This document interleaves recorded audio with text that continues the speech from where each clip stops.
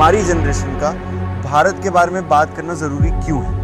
RUFP जैसे courses इस vision को, भारत के विजन को और भारत के बारे में बात करने के विजन को एग्जीक्यूट कैसे करता है? I want your views on this कि इंडिया की नीड क्या है फॉर अ फॉर्मलाइज्ड नेशनल गोल, भारत के आइडिया को हमारे जनरेशन में ऑन ग्राउंड इम्प्लीमेंट कैसे कर? If you had the chance to ask our policy makers one question, what would that question be for you? Thank you, Aditya sir, for joining us for this interview. We welcome you to our walkthrough podcast series Bharat की बात, जहाँ पे हम आपसे India से related कुछ सवाल पूछेंगे as the name suggests Bharat की बात. तो सर, जो पॉडकास्ट की नाम है भारत की बात, इससे डिराइव करते हुए मेरा सबसे बेसिक और फर्स्ट क्वेश्चन आपसे ये होगा कि भारत आपके लिए क्या है और इस टाइम पे हमारी जनरेशन का भारत के बारे में बात करना ज़रूरी क्यों है? Very simple but powerful and interesting question in my opinion. So good that you thought about this. Bharat, I mean, I'll go by the definitions that we need to now more and more acknowledge and become aware, because unless and until the definition becomes clearer, what we want to achieve and towards Viksit Bharat 2047 will be slowed to that degree. Your generation has been, and the last 15 years have been lucky in that sense that there are several aspects of our civilization nation, which is what Bharat is, have come to fore, which were not so, earlier. My generation and the previous generations, this definition was being, appropriated by elements who had no understanding of what a civilization nation is, what Bharat's culture, ethos, heritage, and I'm not saying from an idealistic worldview.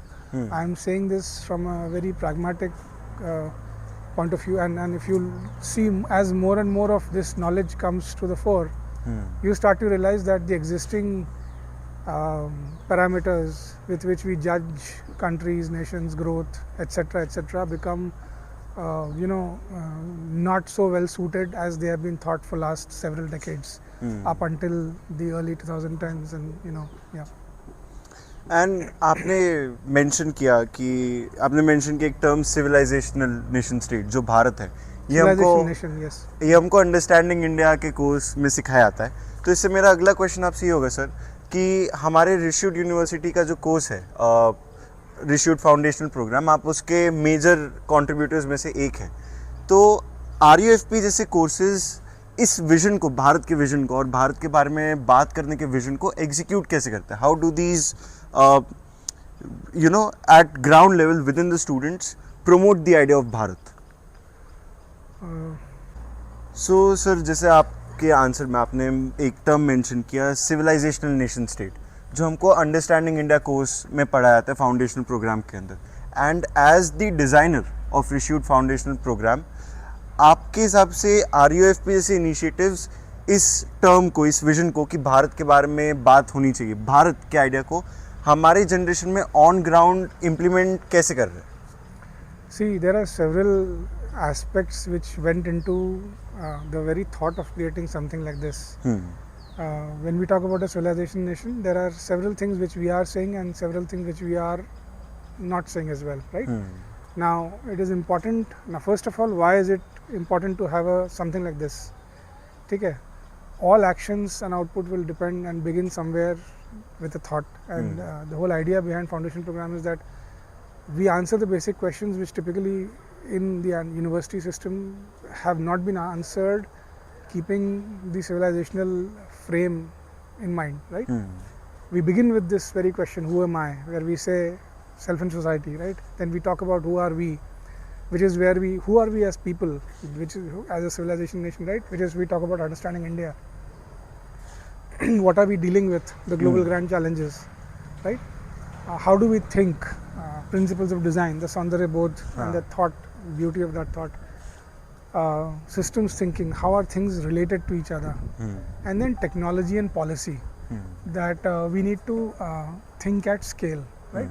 So these are the fundamental underlying questions which we try to answer through this 24 credit course, Understanding India. Now, why is this necessary?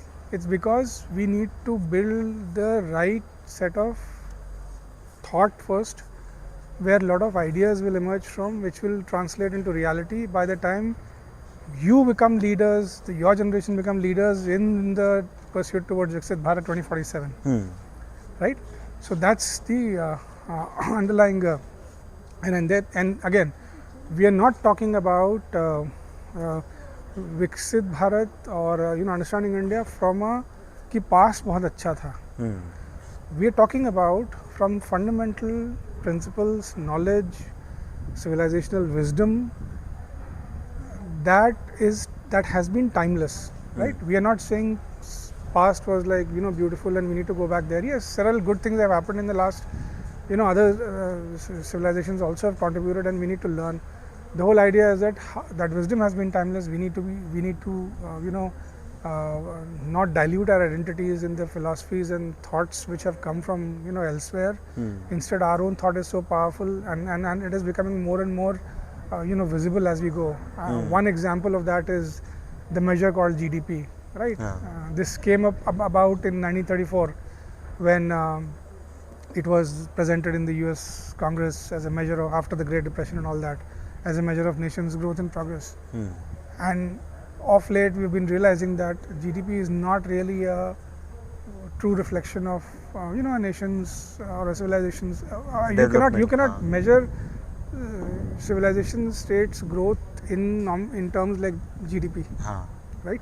You need a much more powerful index which incorporates a whole lot more dimensions, which are ethical, timeless, rooted in how do I say, the environmental endowment that Bharat and its geography has since times immemorial. Not without a reason, Bharat had really great, I'm using the same term, GDP in several centuries ago and all that. It's only last 150 years which have not been reflective of what true potential of Bharat is. I mean, imagine even during the British times, we have had more scientific output coming through leading scientists. Several technologies have been given based on our civilizational wisdom, which are very, very gradually getting acknowledged, right? But we need to be mindful of the dangers, because nobody else outside is going to acknowledge us for those lessons or that knowledge or that wisdom. We need to be assertive enough as a civilization. Your generation needs to be assertive, and for that to happen, we need to know about what all has been there with us, right? And this is the reason why programs like Foundation become important. Because without realizing that, we cannot strive towards becoming a developed country per se, right? We also talk about concepts like Purusharth, right? Without Purusharth, there can be no prosperity, right? Labharthis will not create prosperity, and that has not been the true nature or character of our civilization. If you go back in time and you do enough study from that, our people have been have thrived in the worst of times. If you just go back several thousands of years ago, and if you just study from several thousands of years and all that, and that is where these learnings need to come from. And I'll say a statement in relation to your answer, and please correct me if I'm wrong. It is our civilizational wisdom, हमारे India की civilizational wisdom, जिसको आज recognition मिल रही है, और जिसकी वजह से हम global south के leaders, as in we are becoming the voice of the global south. Can we say that this civilizational wisdom and its acceptance and recognition in the modern times is causing India to be the leader amongst the global south nations? Yes, we made I would say some strides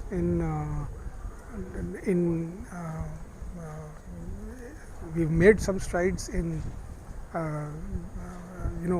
acknowledging and just the very fact that it has happened in less than in just about a decade and a half has been phenomenal. But this space needs to be maintained for a very simple reason, that we cannot afford to lose this momentum, right?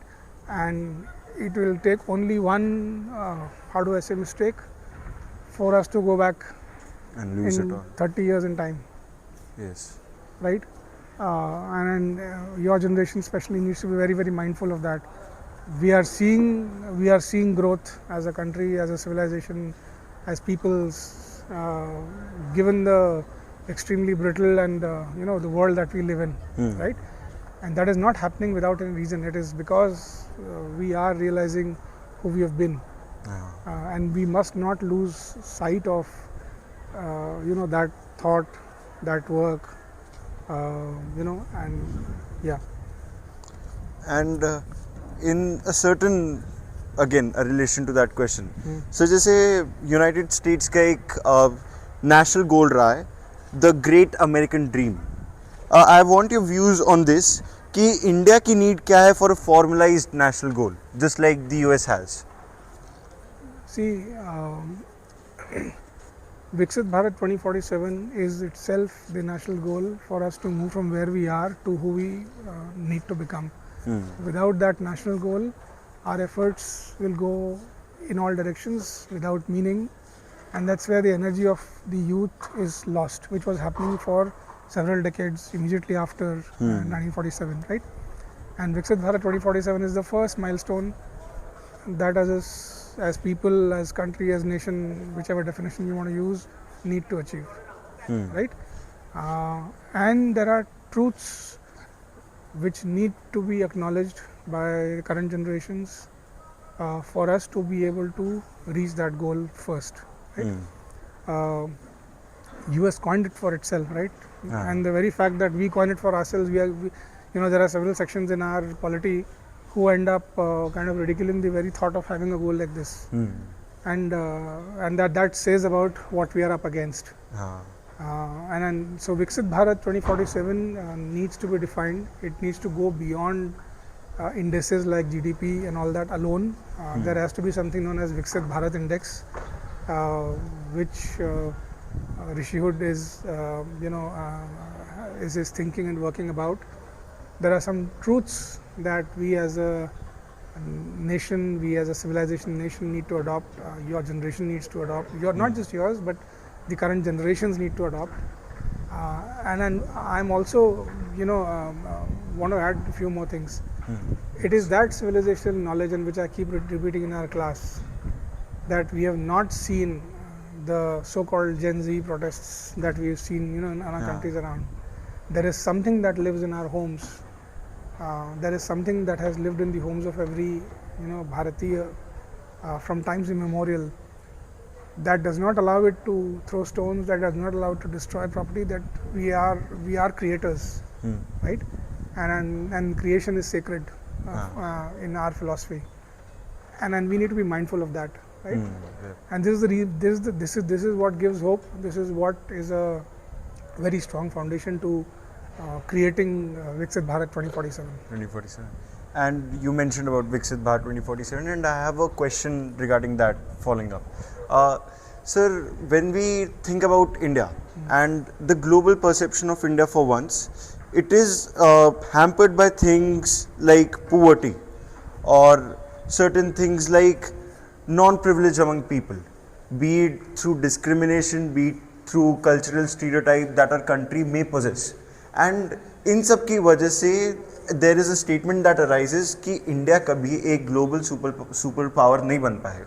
And in your view to this, how are plans and schemes like Viksit Bharat 2047 planning on to alter this certain statement? इस statement को गलत कैसे prove करना चाहते हैं ये scheme Viksit Bharat 2047? See, it's not first of all, it's not a scheme per se, but it's a national vision that we must aspire to. And it's the very first time that, at least in the post-independent India, somebody thought about something like this. So now there are things that we need to distinguish. First of all is to acknowledge about,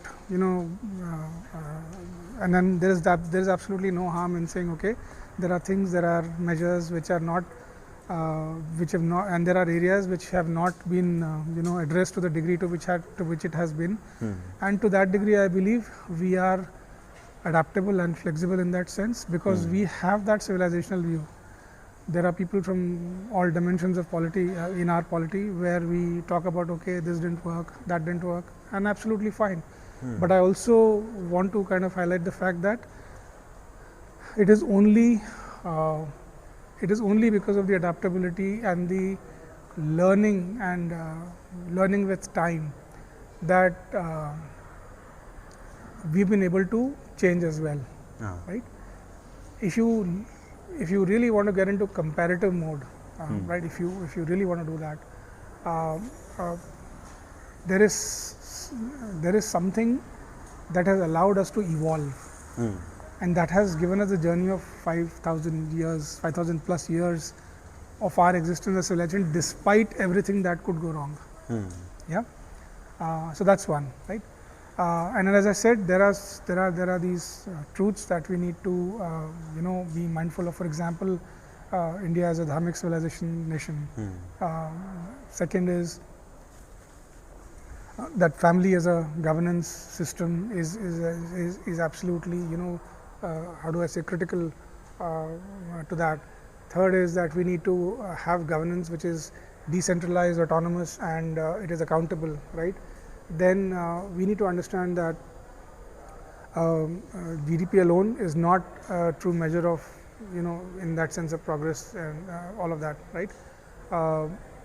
And then several like these, which we need to become aware of. And as I said, Rishud is working on these 10 truths and Viksit Bharat Index, which are going to be out in due course of time, and we're going to be talking more and more about it. This is something that will take us towards Viksit Bharat 2047. That's great. And coming on to the vision of a Viksit Bharat.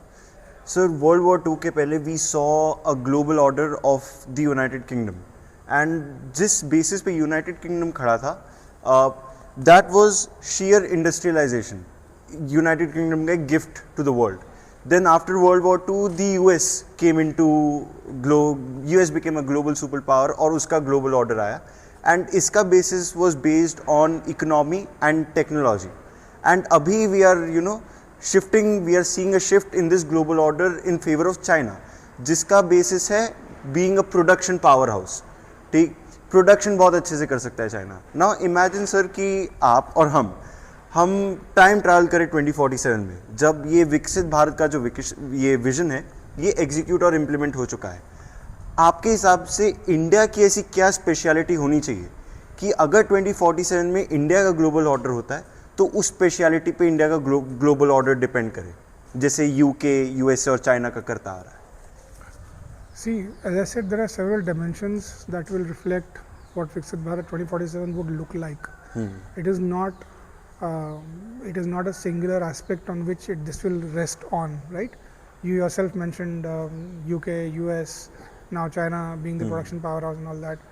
The question to ask is, do we really want to be measured by one goal? I wouldn't say so, because there are several aspects in which we can do well, and we have that potential to be able to do that, right? Number one. So, because everything comes with a cost. If you talk about production superpower, it's not that it comes without its problems, right? We don't do know, see problems right? in So, China. Yes. what is it that we are when we take a civilizational view? We need people who are happy. We need systems which are working. We need to have a systemic or a systems thinking point of view perspective about problems that we face, right? Material success alone is not going to define who we are as a country. I'm not denying the importance of it. GDP is an important measure, and not doing away with it either. But is it total and complete? Absolutely not. Because when you look at GDP as the only measure, production as the only measure, and all of that stuff, we are seeing all the climatic and the environmental challenges that we are facing with as humanity itself, right? And there have been wisdom and knowledge in our civilization which talks about holistic growth, but it has to be driven by Purusharth, right? Purusharth will lead to prosperity. Prosperity. Right, being a labharthi that previous governments have led our populations to kind of get used to is not the way to Viksit Bharat. Purusharth is the only way to prosperity, and people need to realize that, right? And I'm happy at least the current generation has some awareness about it. One thing that I'd love is to get a very strong civilizational understanding around this topic, right? So to sum up your answer of whether we will be production powerhouse or I would say we would be such powerhouse in many such dimensions, Multi-dimensional right? Because humanity as such is looking for answers. You see the chaos around us, right? Yes. What has been happening in the US, our neighborhood, how the governments are falling apart, the environmental challenges and the global challenges that we are facing. And we talk about this in our foundation program as well, right? And a lot of this knowledge resides in wisdom that comes from our lands, right? And this will materialize in many forms that today we cannot, today we cannot even kind of, how do I say, think about. But it will be certainly much more than unitary goals like production powerhouse and this powerhouse and that powerhouse, right? Yeah. Purusharth leads to prosperity, a defining line for this conversation with Aditya sir. And leading our conversation to an end, one last question to you. And ये question हमने Rishute के बहुत सारे students से पूछा, and we would like your input on this as well. And this is a question for you to ask a question. And the question is, if you had the chance to ask our policymakers one question, what would that question be for you? What stops the policymakers to bring in a systems thinking perspective into policy making? When things are interconnected, siloed policy making or fragmented policy making is creating more problems, than actually solving them. So that's my question. That is the best question I think I've ever got as an answer to this question yet. And with this, we end our conversation, sir. It was great, and not for the sake of just ending it, but your insight, especially that multidimensional powerhouse, global superpower, will ignite thoughts into the minds of whoever listens to this conversation. It was great having you on the very first inaugural episode of Bharat Ki Baat. It was our pleasure. Thank you, sir. Thank you so much. Thank you.